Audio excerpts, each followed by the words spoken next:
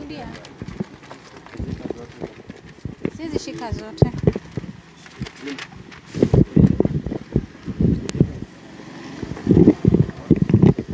So, my brothers and sisters, mko tayari nianze?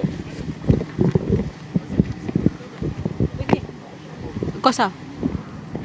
Tuko chonjo? I'm not usually in the habit of reading things when I'm talking to the public, but because this is a very delicate legal issue, Malemba, I have to be cautious.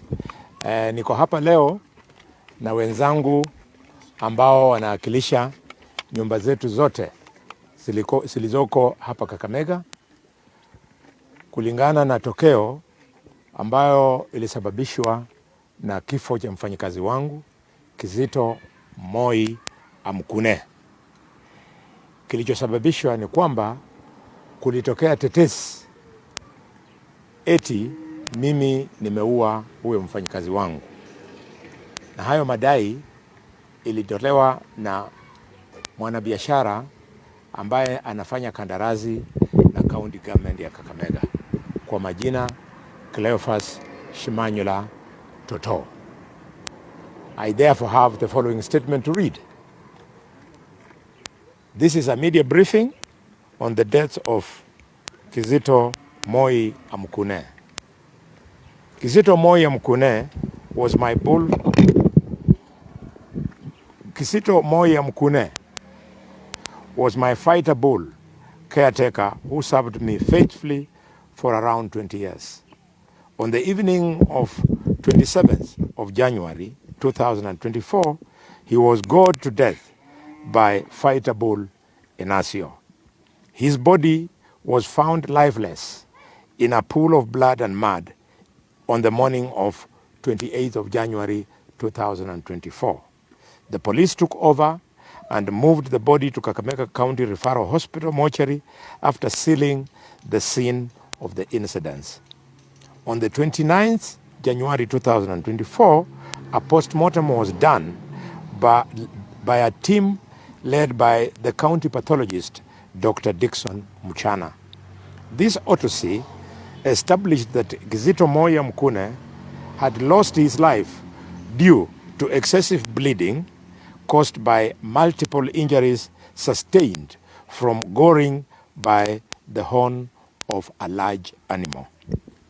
A contractor of the county government of Kakamega by the name of Shimanyula alias Toto disputed these findings by Dr. Dickson Muchana, which was also corroborated by police findings on the scene of the incidents.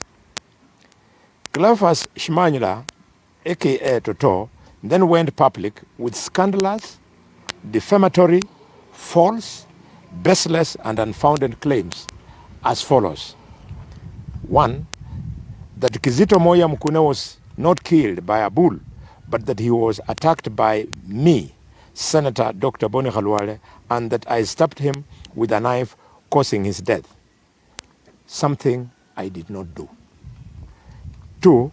That I, Senator Dr. Bony Khalwale, went on and lied to the police and misled them to believe that the late was attacked and killed by a bull, which I did not do. 3. That I influenced the police in making their report on the investigations into the death of Kizito Moi Amkune, which I did not do. That I influenced Dr. Muchana in concluding from his postmortem findings that Kizito Moi Amkune was killed by a bull, which I did not do. That I had influenced the family of Kizito Moi Amkune to support the theory of death of their kin due to an attack by the bull, which I did not do. And finally, Shimanyula claimed that I purportedly killed Kizito Moi because he was having a sexual affair with my wife, which was and which is not true. Following these public, wild, scandalous, defamatory, false, and baseless, unfounded claims, the body of Kizito Moi Amkune was stopped by the police on the 31st of January 2024, even after I had made elaborate burial arrangements. We were taken through more rounds of interrogations by the police on the 1st of February, on the 2nd of February, and it culminated in a repeat autopsy by the government pathologist, Dr. Johansen Oduor, on 3rd of February 2024. This postmortem was attended by Dr. James Ahonya on behalf and on instructions of Mr. Cleophas Shimanyula, alias Toto. Dr. Dickson Muchana, homicide and forensic experts from the national office, together with I, also attended the second postmortem. Dr. Johansen Oduor concurred with the findings of the first autopsy, and Dr. James Ahonya, on behalf of Shimanyula, also made the same findings.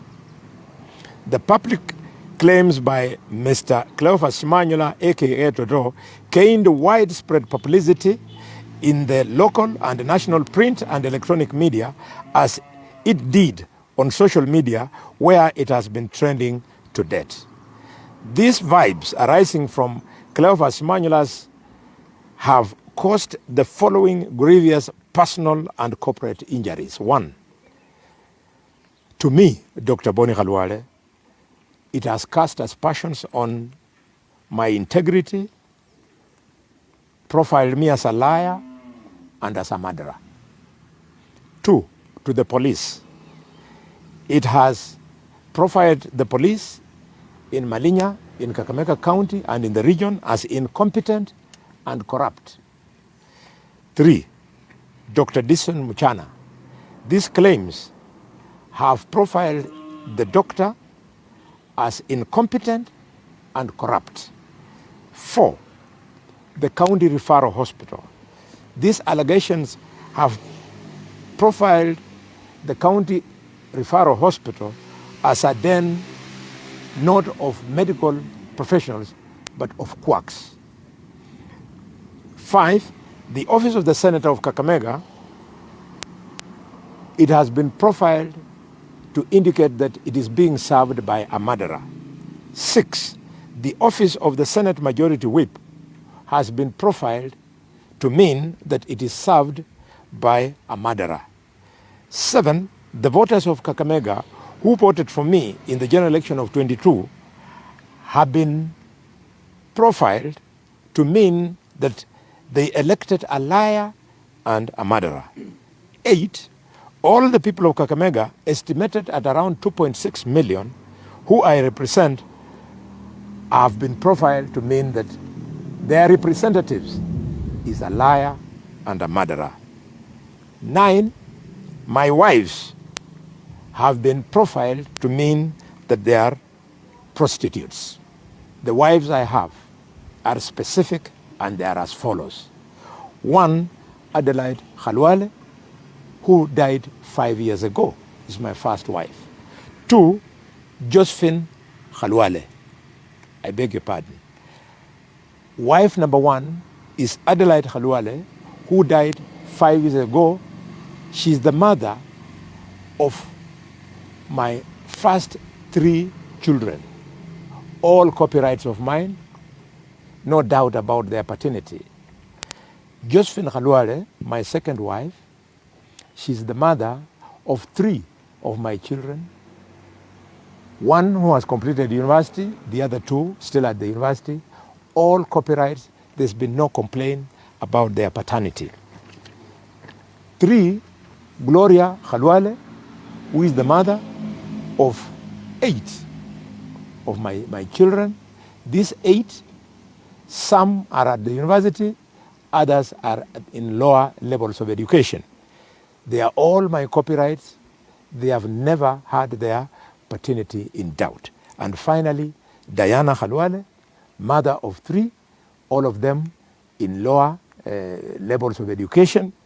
The 3 children are my copyrights. Number 10, aggrieved is the family of Khalwale. They are being profiled as a home of a murderer. And 11, the culture of the Kakamega who practice bullfighting. I am the patron of that community. I am in our local palace referred to as Iriru, Kakamega, an honor that you cannot rise to by claim, that you earn by demonstration over decades how you defend the community and the culture. They have been profiled as having identified a community leader who is a liar and who is a murderer. I wish to report today that I have recorded today a formal complaint with the police at Malinya Police Station and handed over the matter to my lawyers for further action in Nairobi. The further action, for clarity, involves a number of suits. We are proceeding and suing the contractor of Kakamega, Cleophas Shimanyula, aka Malala. Oh, their cousins are here. So we are suing the contractor of Kakamega, I beg your pardon, Mr. Cleophas Shimanyula Toto. I'm suing. My wives are suing. My children, who are also adults, are suing. The parents of my wives are suing. The police will make up their own minds if they want to sue. I think they are going to. From what I have heard when I was reporting the matter, Dr. Muchana is going to sue if he so chooses. So we would like Cleophas Shimanyula Toto to come and present evidence that we are, all of us, all these people, we are who he claims that we are. I have built a public service image of over 30 years, some of those years as a doctor, and many of the other years as a political leader in this country. I have never been involved in a scandal. I have a spotless career of integrity, and therefore I'm going to pursue the contractor of Kakamega County to its logical conclusions. And I will use all my talents and resources to test the veracity of his statement and make sure that all aggrieved parties are properly compensated for the serious damage. Tomorrow, I will do a press conference in Nairobi that we shall be led through by my team of lawyers who will tell the country how they will proceed thereafter. I would like, for the sake of only 3 people, the youth of this county, the women of this county, and the men of this county, to allow only 3 people to chip in before you ask any question. The first person mwenye nitaomba azungumze kwa niaba ya vijana is a youth from Munyala constituency, Munyala. You'll be brief because of the rain. Kwa majina naitwa David Barasa. Kwa majina naitwa David Barasa. Niko na ujungu sana kama mmoja wa vijana wa hii Kakamega County, na mama anatoka kwa area yangu. Mama anatoka kwa familia yangu. Hata mimi mheshimiwa nataka kukuambia, as the community of Panyala, we are going to sue Toto, Cleophas Shimanyula, kwa sababu we are very much worried. Our sister might end up losing the marriage because of such a stupid things. So tunataka Shimanyula akuje kotini atuambie kama msijana yetu really ni malaya, atuambie na atutolee hiyo ushuhuda tujue kwa nini ameaccuse msijana wetu. Na watu wa Navakholo tumekasirika. Tuko na majungu sana. Tunaenda kuchukua hiyo action. Kesho pia mimi naenda kuandika statement Navakholo kama ndugu ya mama ambaye amechafuliwa China. Asanteni. On behalf of our women, welcome. Mama. Very fast, the rain is Mimi coming. ninaitwa Pamela Mirikao. Nimesimama hapa kwa ajili ya kulalamika kwa ajili ya wamama wote Kenya nzima kuanzia Kakamega County kuchafuliwa jina ya kwamba tunaweza lala na wafanyikazi. Hiyo ni ishara ya kuonesha kwamba wamama si wachafu wa kufanya jambo kama hilo. Kwa hivyo tunasimama na kusiu ya kwamba Mr. Toto ametuharibia jina na anastahili explain kwa nini ametuharibia jina kama wamama. Biblia inasema usishuhudie uongo kwa jambo ambalo haujui. Nimesema hivyo kama pastor. Asante. I come from Butere sub-county. Wamarama, nyumba ya Wamarama, Butere sub-county. Alafu mwisho kabisa kwa niaba ya wanaume ninaita Newton na kwapi? Okay, asante sana. Majina yangu ni Newton Muyira Werangai. Natoka Lugari. Mimi ni mtachoni. On behalf ya watu wa Lugari wenye wamekuwa marafiki sana wa seneta, kwanza tunasema pole kwa yaliyotokea na tunasema pole kwa familia ya marehemu Moi kwa yote yaliyotokea. Lakini watu wa Lugari, we stand to condemn the statement of one Toto kusema kuwa Senator Bony Khalwale alihusika na kifo cha marehemu Moi.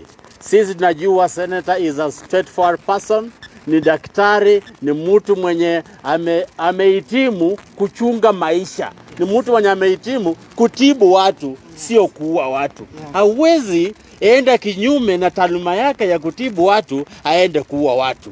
Sisi kama watu wa Tachoni, sisi kama watu wa Lugari, we condemn with the strongest sense chenye Toto alisema, na vile vile tunasimama na senator na tutakuwa nyuma yake kwa hii maneno yote. Kesi inaanza leo, tutasimama naye mpaka mwisho. Asante. Thank you. Media, here are copies of the statement. Unaweza chukua kila mtu gani na nimeona mko 13. Okay? Naona mvua ndio hiyo. Then give me that.